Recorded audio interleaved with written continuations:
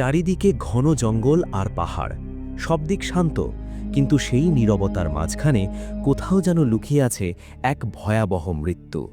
একটা তীর সোজা ঢুকে পড়ে একজনের চোখে, মাথা ভেদ করে পেছন দিক দিয়ে বেরিয়ে যায়।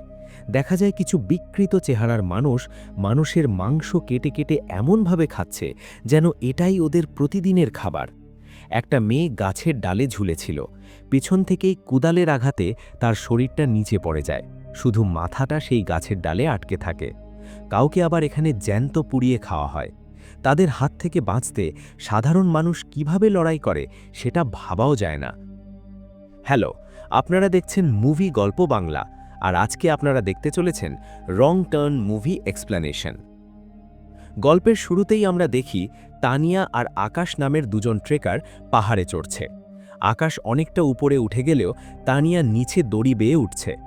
আকাশ মজা করে তানিয়াকে ডাকছিল, কিন্তু হঠাৎ সব চুপ হয়ে যায়।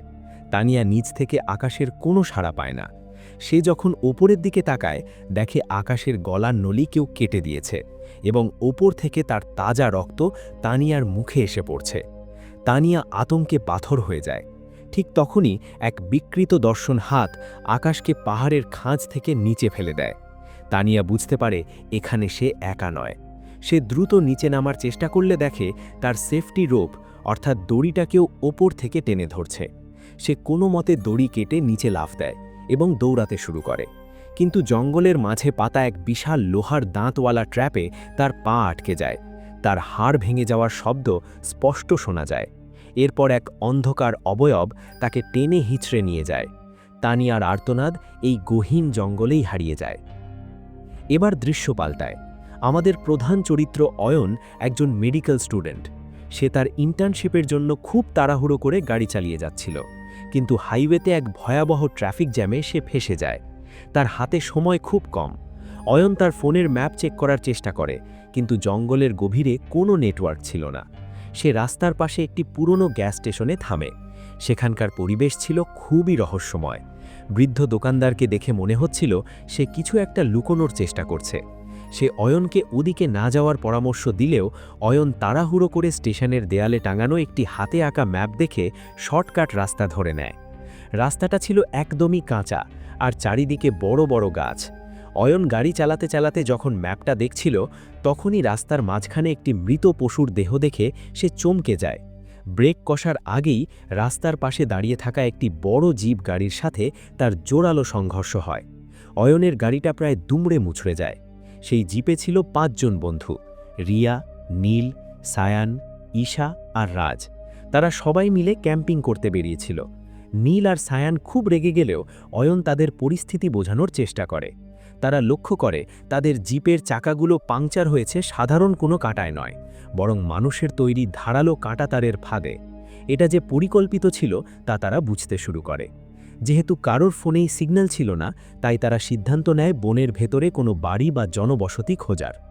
ঈশা আর রাজ গাড়ির কাছেই থেকে যাওয়ার সিদ্ধান্ত নেয়, আর বাকিরা অয়নের সাথে বনের গভীরে হাঁটা শুরু করে। ঈশা আর রাজ যখন একা ছিল, তখন ঈশা ঝোপের আড়ালে এক অদ্ভুত শব্দ শুনতে পায়। সে রাজকে না জানিয়েই সেদিকে এগিয়ে যায়। কিছুক্ষণ পর রাজ তাকে খুঁজতে গিয়ে পায় ঈশার একটি কাটা কান। রাজ ভয়ে কুঁকড়ে যায়। তখনই পেছন থেকে এক অদ্ভুত দেখতে লোক তার গলায় সরু তার পেঁচিয়ে ধরে শ্বাসরোধ করে মেরে ফেলে। অন্যদিকে অয়ন, রিয়া, নীল আর সায়ান হাঁটতে হাঁটতে এক পুরনো কাঠের বাড়ির সামনে এসে দাঁড়ায়। বাড়ির বাইরে অনেকগুলো ভাঙাচোরা গাড়ির স্তূপ ছিল।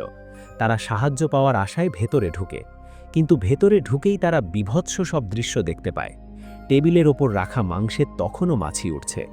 অয়ন যখন বাথরুম আর ফ্রিজ চেক করে, তখন তার আত্মা কেঁপে ওঠে। ফ্রিজের ভেতরে মানুষের অঙ্গপ্রত্যঙ্গ জারে ভরে রাখা হয়েছে। রিয়া একটি ড্রয়ার খুলতেই সেখান থেকে মানুষের দাঁত আর চুলের গোছা বেরিয়ে আসে। তারা বুঝতে পারে এটি কোনো মানুষের বাড়ি নয়, এটি একটি কসাইখানা। হঠাৎ বাইরে একটি পুরনো ট্রাকের আওয়াজ পাওয়া যায়। অয়ন বুঝতে পারে মালিকরা ফিরে এসেছে। বাঁচার জন্য তারা সবাই মিলে একটি ময়লা খাটের নিচে লুকিয়ে পড়ে। আমরা দেখি 3টি ভয়ঙ্কর চেহারার দানব সদৃশ মানুষ ঘরে ঢুকছে। তাদের কারো শরীর পোড়া, কারো চোয়াল বাঁকা। বোঝাই যাচ্ছে বংশগত বিকৃতির শিকার তারা। তারা রাজের মৃতদেহটা টেনে হিঁচড়ে টেবিলের ওপর রাখে। খাটের নিচ থেকে অয়নরা দেখতে পায় কিভাবে ঠান্ডা মাথায় তারা রাজের হাত পা কাটছে। রিয়ার কান্না আসলেও অয়ন তার মুখ চেপে ধরে রাখে যাতে কোনো শব্দ না হয়। এই দৃশ্যটি মুভির সবচেয়ে টেনশন ভরা মুহূর্ত। দানবগুলো যখন কাঁচা মাংস খেতে শুরু করে এবং এক পর্যায়ে ঘুমিয়ে পড়ে, তখন অয়ন ইশারায় সবাইকে বের হওয়ার সংকেত দেয়। কিন্তু বের হওয়ার সময় নীলের জুতো একটি ভাঙা কাঁচ লেগে শব্দ হয়। নরখাদকদের একজন চোখ খোলে। শুরু হয় মৃত্যুর তারা। অয়নরা জঙ্গল দিয়ে প্রাণপণে দৌড়াতে থাকে। তারা এক জায়গায় এসে পৌঁছায় যেখানে কয়েকশো মানুষের পুরনো গাড়ি আর ব্যাগ পড়ে আছে। এখান থেকে তারা বুঝতে পারে যে এই রাস্তায় যারা শর্টকাট নেয় তারা সবাই এই নরখাদকদের শিকার হয়। অয়ন একটি বুদ্ধি বের করে। সে সবাইকে বলে গাড়ির ভেতরে লুকিয়ে থাকতে, আর সে নিজে টোপ হিসেবে চিৎকার করে নরখাদকদের অন্যদিকে নিয়ে যাবে। পরিকল্পনা অনুযায়ী অয়ন তাদের বিভ্রান্ত করে, কিন্তু এক পর্যায়ে সে ধরা পড়ে যায়। সায়ান যখন অয়নকে বাঁচাতে জিপ নিয়ে এগিয়ে আসে, তখন দূর থেকে একটি তীর এসে সায়ানের বুক এফোর এফোর করে দেয়। সায়ান সেখানেই মারা যায়। অয়ন, রিয়া আর নীল দৌড়াতে দৌড়াতে একটি পুরনো ফায়ার ওয়াচ টাওয়ারে উঠে পড়ে। সেখানে তারা একটি রেডিও খুঁজে পায় এবং পুলিশের সাথে যোগাযোগ করতে সক্ষম হয়। কিন্তু তাদের কথা শেষ হওয়ার আগেই নরখাদকরা টাওয়ারের নিচে আগুন লাগিয়ে দেয়। নিচে নামার সব রাস্তা বন্ধ। অয়ন সিদ্ধান্ত নেয় টাওয়ার থেকে পাশের একটি বিশাল পাইন গাছে ঝাঁপ দেওয়ার। নীল প্রথমে ঝাঁপ দিলেও সে গাছে ঠিকমতো বসতে পারে না। নিচ থেকে এক নরখাদক কুড়াল ছুঁড়ে মারলে নীলের মাথাটা দুই টুকরো হয়ে যায়। তার দেহ নিচে পড়ে গেলেও মাথাটা গাছের ডালে আটকে থাকে। রিয়া আর অয়ন কোনো মতে পাশের ডালে লুকিয়ে রাত পার করে। পরদিন সকালে অয়ন আর রিয়া পাহাড়ের পাদদেশে একটি মেইন রোড দেখতে পায়। তারা মনে করে তারা বেঁচে গেছে। ঠিক তখনই এক পুলিশের গাড়ি সেখানে আসে। অয়ন সাহায্যের জন্য হাত নাড়তেই এক নরখাদক ঝোপের আড়াল থেকে তীর ছুঁড়ে পুলিশের চোখে বিঁধে দেয়। পুলিশ অফিসারটি মারা যায় এবং নরখাদকটি তার লাশ ট্রাকে তুলে নেয়। অয়ন সাহসের পরিচয় দেয় এবং ট্রাকের নিচে চ্যাসিস ধরে ঝুলে পড়ে। সে আবার সেই নরখাদকদের ডেরায় পৌঁছে যায়। সেখানে সে দেখে রিয়াকে একটি কাঠের তক্তায় বেঁধে রাখা হয়েছে এবং নরখাদকরা তার চামড়া ছাড়ানোর প্রস্তুতি নিচ্ছে। অয়ন পুলিশ অফিসারের বন্দুকটি খুঁজে পায় এবং বাড়িতে আগুন ধরিয়ে দেয়। শুরু হয় এক ভয়াবহ যুদ্ধ। অয়ন আর রিয়া মিলে তাদের সব রাগ আর শক্তি দিয়ে নরখাদকদের সাথে লড়ে। তারা নরখাদকদের ঘরটি গ্যাস সিলিন্ডার দিয়ে বিস্ফোরণ ঘটিয়ে উড়িয়ে দেয়।